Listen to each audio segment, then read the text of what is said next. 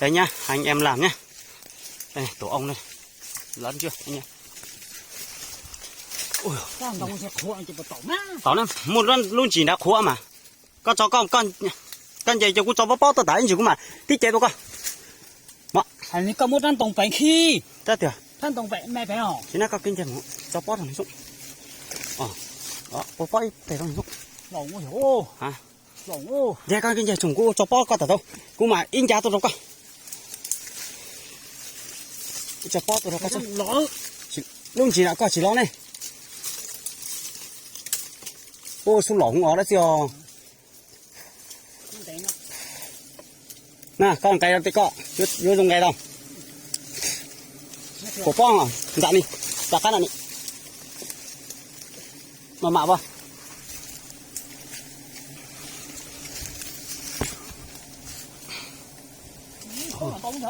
Không mà kể này. Có chế bó có số các mà mộ. Ô, để gì nhá, đó có hai tiểu hòn tàu ô. Ô, tàu gì đúng không? Cũng mà cho luôn hỗ trợ đó con. Có cho bó đó, có số bó đó, có cho bó có số mà một đôi ít thể đó có tiểu. Ta có luôn chỉ có ta có mà một. Có đài chúa bố mà chả đài số. Ô, tàu gì vô. Ô, gì sắp thảo bộ bẹ yêu. Ô. Ai. Ô nào lúc bao gì nào cái tiêu. Để cọ tao lúc bao gì đâu. Đấy nhá, đây là củ mật này, anh em này, hai đầu nhá. Hai đầu đều có mật nhá, mật chảy dài quanh cái ổ luôn nhá. Phát đi, phát cho nó rộng đấy nhá. Hả? Để tôi đưa cái này lên nhá. Tôi lấy cái rửa lên ông phát được không? Cái này. Hả?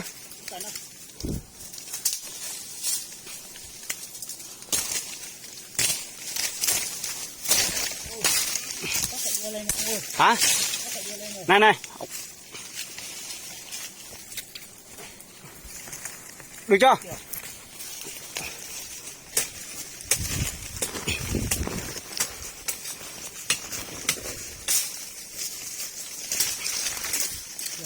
Hả? Cho bao lên.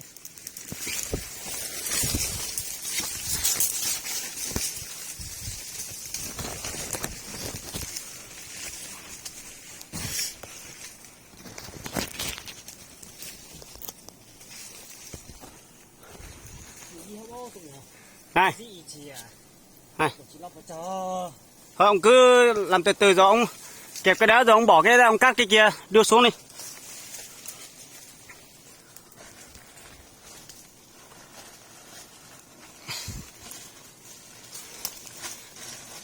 Này ổ này cũng hơi lớn nhỉ. To lắm. To cực kỳ to. Mà lại có lại cho ít bao chém số con chỉ một bao con không bao cũng khai cũng lúc bao chém một.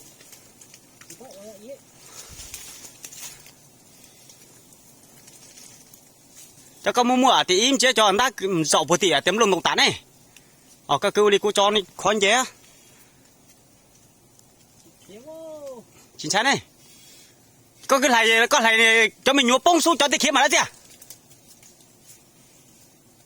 Này cứ cá đây, có lại thầu thứ có lại nhìn này chứ gì để cho có thể để yêu chứ mình nhúa thì yêu.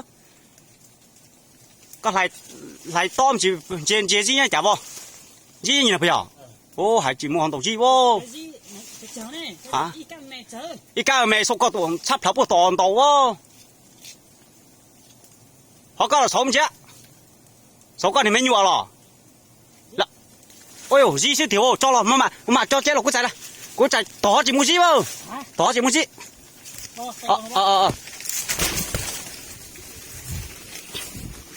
To chỉ mua gì vô. To chỉ mua gì vô.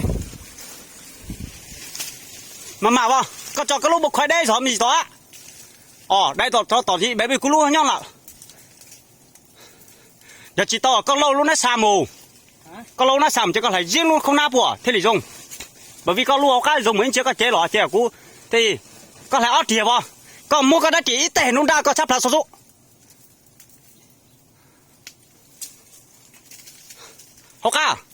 nhiều. Ít thì có sắp là có chỉ lấy thì ít vô có số đấy, như đấy. Ta con dính tôi sát thái có uống mẹ thái con dính kia tôi mù. Như nhìn nó mà vô sâu to. Như nó giống như con lùng mông nó sao mà mạc con mạc của vào. Con mạc của anh con lùng mà mặn gì mà mặn lùng hình tả đó có tiếc con à.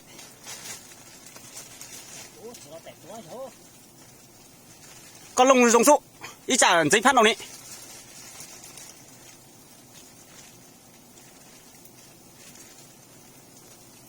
Đau tiền ạ. Ấy. Tại như có chỗ lúc một khói tròn đã úp ra bữa tỏ. Cho bữa tỏ ạ. Chứ lúc mà cho hỗ trợ tôi trẻ to đi.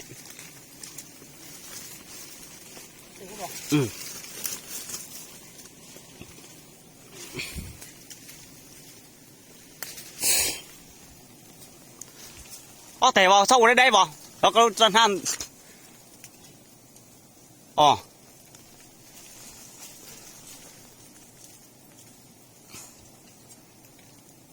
Lu à tỉa lu bò gì nè. Lu chó ló nè, cùng cũng có.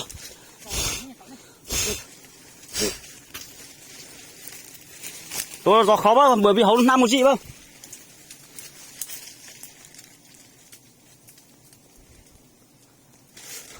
Chim phó có sao nè.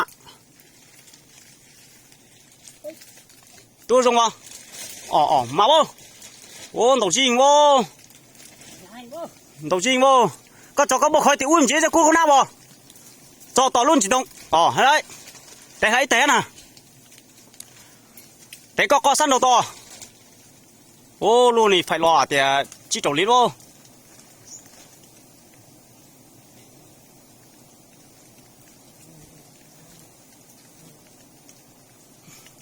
Nó máu không?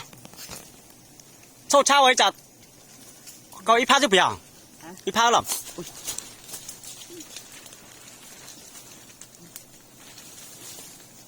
Có cài săn độ. Thao độ. Rồi có thấy phát có thao độ. Hả? Chỉ là máu không? Sao lúc bố thông nhịp bông rồi. Có cho tỉnh có mà cho nó xào nó cá tỉnh không? Có cho như có mà tỉnh đó nó xào cá không? Ít giả to không? Chẳng cá chỉ đúng lúc nào có xuyên là chỉ một nào không? Mà mãi nhìn ạ. Có cái săn đó có không kia săn đó một cái số lo anh phải chẳng. Giờ nè, đó có chơi gì dùng. Mà ơi, tú ơi. Mà tú ơi, còn săn đồ phải ta có thể to không không?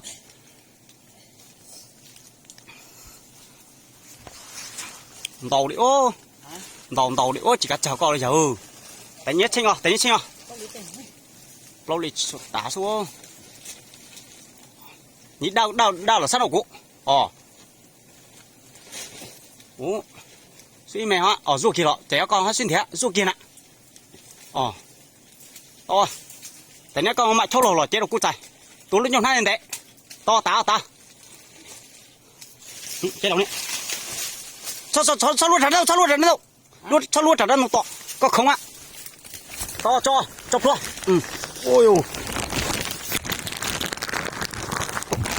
Chứ tổng lý đâu. Chứ tổng lý xuống. Nhá hình ô. Mua. Có bó lúc khỏi lọ. Bó là bố bẹ.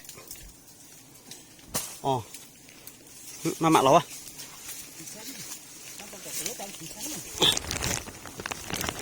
Mà lọ của tú lúc hai của chỉ là cho á.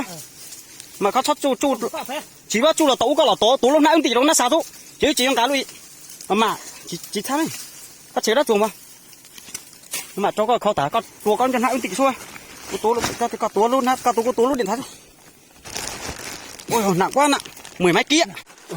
Anh em ai có nhu cầu thì điện cho alo nha, bán rẻ thôi. Ông lấy ra đi, giờ lấy cái dây chun ấy bên kia buộc. Hả? Đó, tháo ra. Từ từ mình buộc đi, không sao. Bây giờ nó bay ra hết rồi. Bây giờ nó không dùng nữa đâu. Coi đi. Từ từ đã. Giờ tới đây rồi là yên tâm à.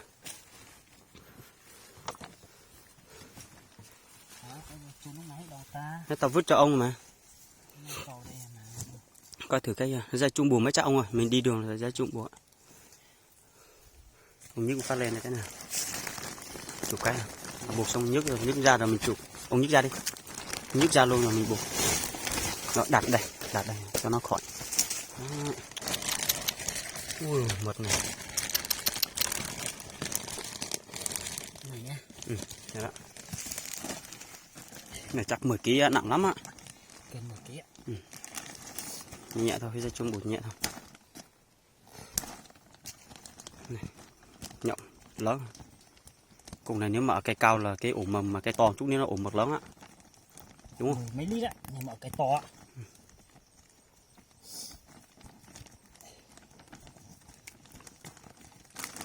Ok. Về đó nhá. Giờ được rồi, được mật rồi.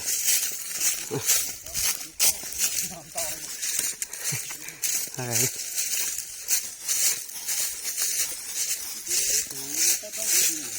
Hả? Ở đây đường chỗ nào đấy? Cứ là tỏ câu bỏ. Tỏ không mũi tỏ kia tỏ câu bỏ. Đây phải đường không? Hay bên kia bên này mới phải đường bỏ? Nó sao phải đường vỡ không? Bởi cái chỗ rừng này dài lắm á.